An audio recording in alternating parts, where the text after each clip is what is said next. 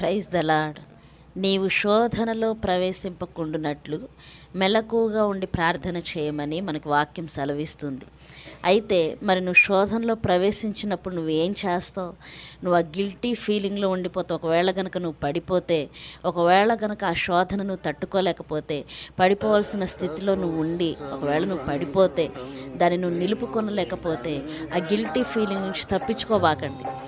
నిన్ను నువ్వు మోసం చేసుకున్నట్టుగాను, దేవుని మోసం చేసినట్టుగాను ఉండకూడదు. నువ్వు ఏం చేయాలనంటే వెంటనే దేవుని దగ్గరికి వెళ్ళి కన్నీరు విడిచి, ప్రభువా, ఈ శోధన నేను భరించలేకపోయానయ్యా, నేను పాపంలో పడిపోయానయ్యా అని చెప్పి నువ్వు దేవుణ్ణి అడగాలి. కన్నీటితో నువ్వు దేవుని సన్నిధిలో ప్రార్థించాలి. ఆ గిల్టీ ఫీలింగ్ ఏదైతే ఉందో అది నిన్ను ఏలడం అనేది ఆ క్షణం నుంచి ఆగిపోతుంది. అది నిన్ను ఏలదు. అందుకే ఆ గిల్టీ ఫీలింగ్తో పరిశుద్ధంగా మనం ఉండలేం, బలంగా ప్రార్థన చేయలేం, బలంగా పోరాడలేం, దేవుని వద్దకు మనం కరెక్ట్గా రాలేము.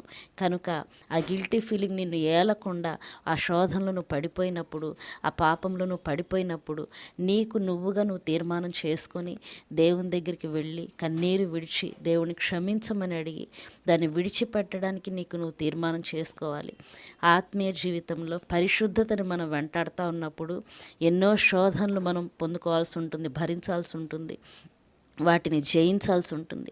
జయించే శక్తి కూడా దేవుడు మనకి ఇస్తాడు. అసాధ్యమేమి కాదండి. ఫోన్ని విడిచిపెట్టడం అసాధ్యమేమి కాదు.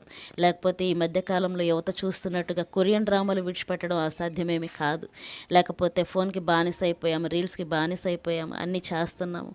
వీటన్నిటిని విడిచిపెట్టడం అసాధ్యం కాదు. అదంతా కేవలం ఎక్కడ ఆధారపడి ఉంటుందంటే నీ తీర్మానం మీద, దేవుని పట్ల నీకు ఉన్నటువంటి భయభక్తుల మీద ఆధారపడి ఉంటుంది. కనుక అది మీరు జ్ఞాపకం ఉంచుకొని, ఒకవేళ నువ్వు ఏదైనా శోధనలో పడిపోతే దేవుని దగ్గరికి వెళ్ళు, క్షమాపణ అడుగు, తిరిగి నేను మరలా ఇలా చేయను ప్రభువా అని చెప్పి నువ్వు దేవుని సన్నిధిలో మరలా పరిశుద్ధంగా ఉండడానికి ప్రయత్నం చేయి. అటువంటి వారికి అందరికీ దేవుడి దినమున గొప్ప సహాయము దయచేయునుగాక. ఆమేన్. Praise the lord.